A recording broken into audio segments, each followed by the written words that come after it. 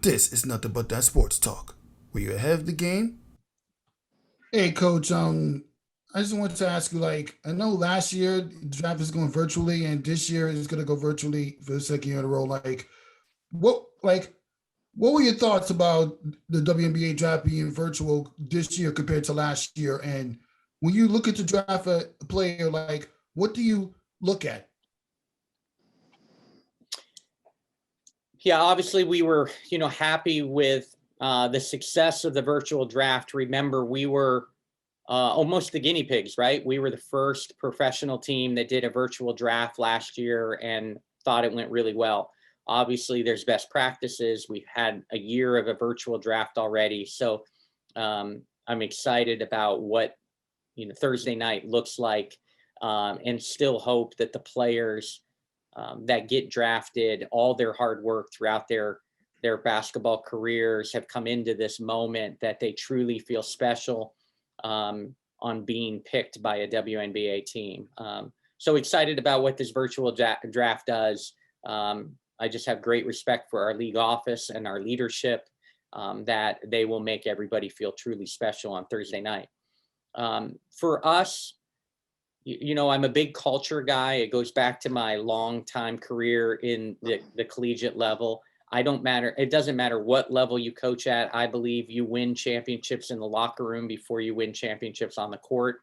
We've got a core group. That was our priority in the offseason and free agency, to bring back our core group. And we re-signed a lot of our players that we had targeted to re-sign.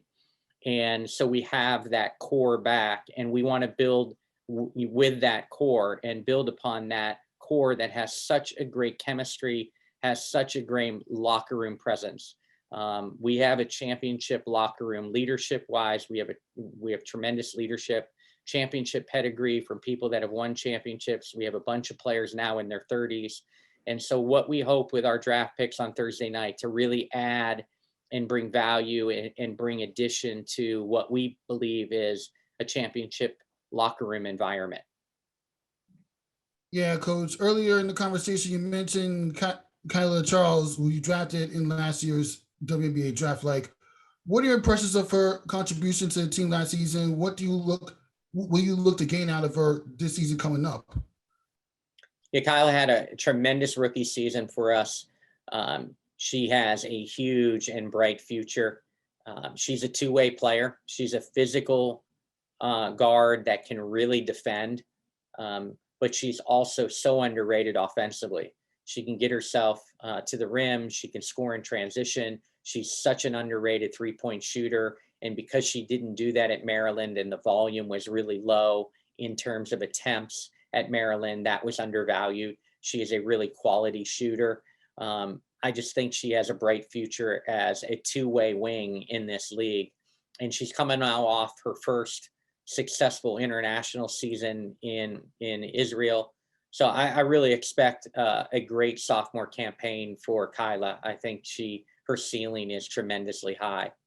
And that goes, like, when you look at our roster, we've had success in the second round with Natisha Heidemann, Beatrice Montpremier, Kaila Charles. We're excited to give more second rounders in this year's draft an opportunity to make our roster because we've had success in the second round. With all our first round stars overseas and on some of the best teams internationally, it is conceivable. Think about this stat. It is conceivable that we will start training camp without one first round pick, in camp on time. We may be a WNBA team that starts training camp with not one player in camp that was a first round pick.